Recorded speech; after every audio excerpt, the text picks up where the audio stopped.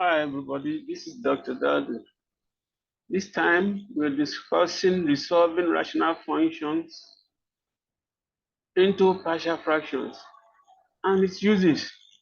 Why do we need to resolve into partial fractions? Okay, introduction. Complex rational functions are usually in there in mathematical analysis, some areas of pure maths, applied maths. Therefore,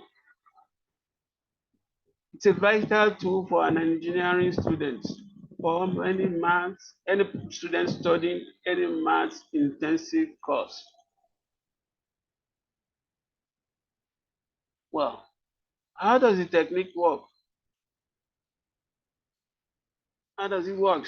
You see, there are rational functions are of the type ax over bx, where bx is not equal to 0, because that will make ax over bx not to be defined. Bx is 0. Now, there are some cases attributable to this in the fact that one of them is that you could have the denominator, which is bx, factorizing completely. Sometimes it won't factorize completely, it will have some irreducible factor. Then a third instance is when it contains repeated roots, though it factorizes completely, but there are repeated roots.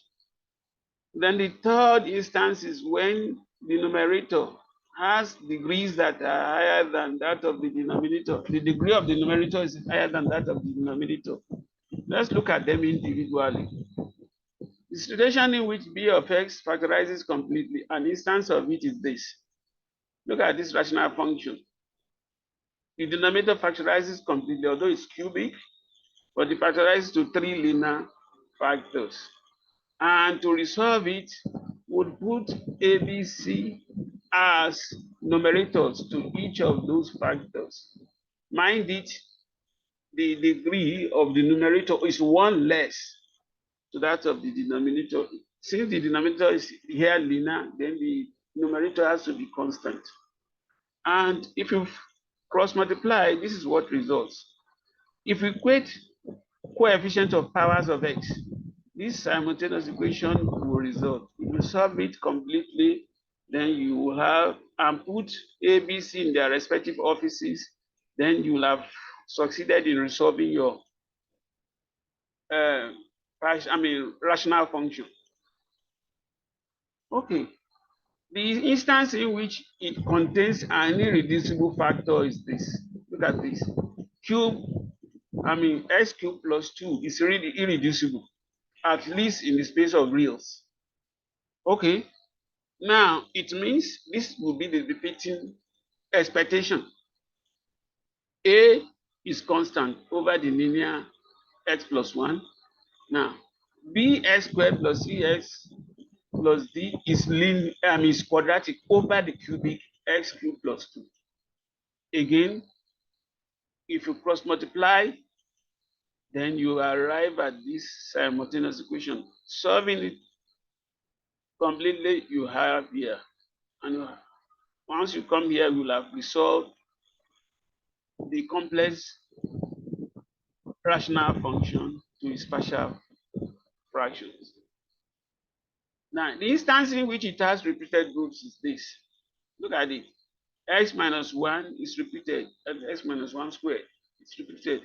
Okay, although this is also irreducible, at least in the space of reals, it's not reducible. So it means these are expectations. We want linear to be the numerator over the irreducible quadratic x squared plus 1, and we want the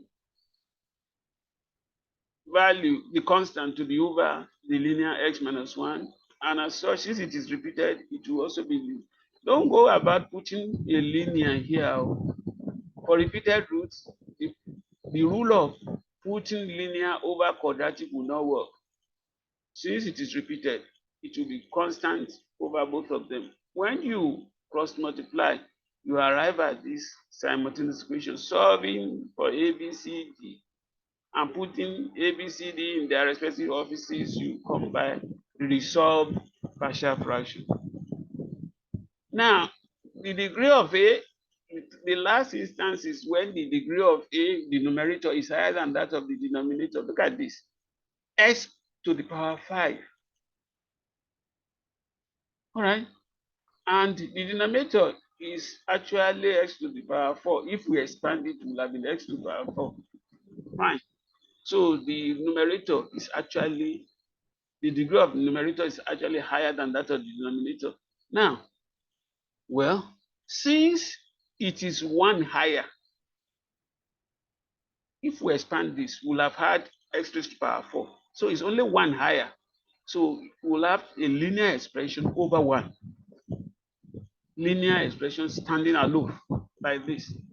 Then the former technique of dealing with denominators that factorizes completely will be applied, and you will have this. Now, if you cross multiply and resolve the simultaneous equation here will be obtained. To solve it completely and put A, B, C, D, E, F in their respective offices, you will have resolved the complex rational function into its partial fraction. Okay, their uses. Why are we actually resolving into partial fraction? It will assist you in your differentiation. It will assist you in your different integration. It will assist you in applying binomial theorem. It will also assist in summing of some series, rational series.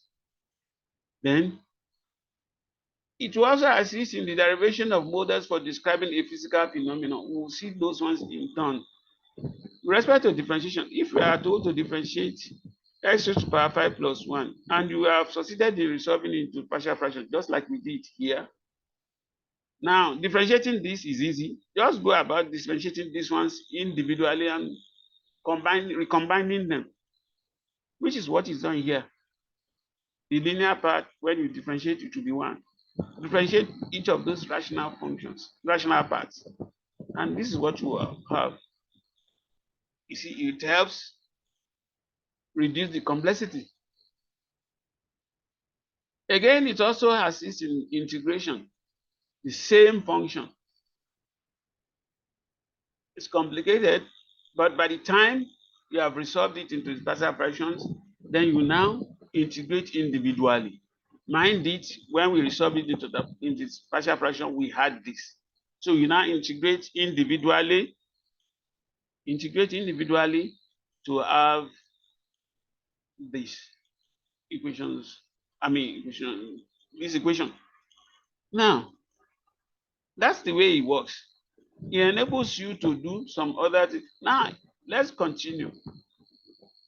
With the case of binomial theorem. Now, this one here, we can't do individually. We'll have to rewrite it to be this. We'll rewrite this right-hand side to be this. So after rewriting in this, we can now easily apply the binomial theorem individually. As we do so, we'll arrive at this. All that is left for us is to recombine. And as we recombine, we'll arrive at the results. See, it's very easy. Simplifies it. What if we want to sum this series? We said it can also assist us in summing of rational components of series. Resolving this to its partial fraction will be this. So we can now litter. As we litter, some things will get eliminated. At the end of the day, this is what will be left, which simplifies to be this. And all that remains for us to leave it at that if we want the n partial sum. But if you want the sum to infinity, we'll just limit it as n tends to infinity here. So use of partial fraction continues. Again, physical phenomenon.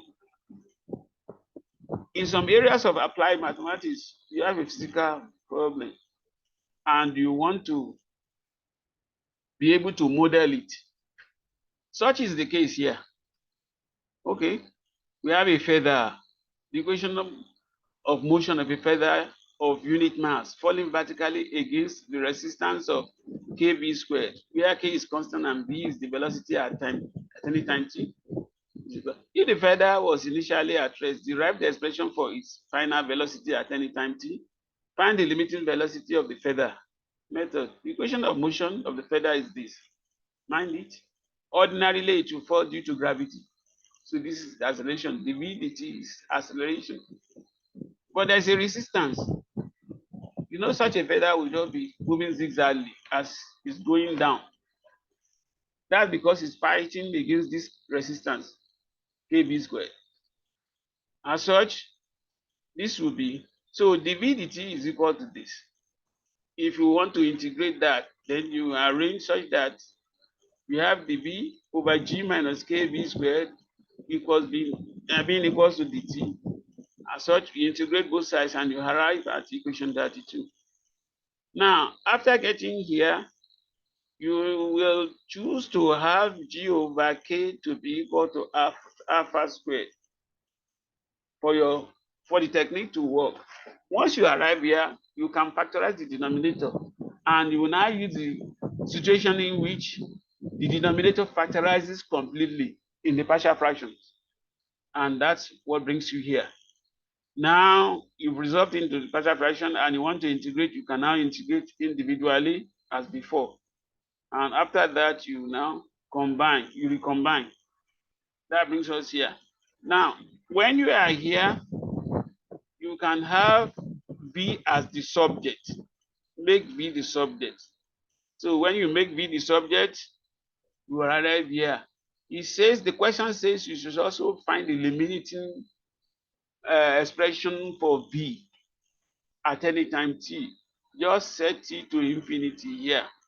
And what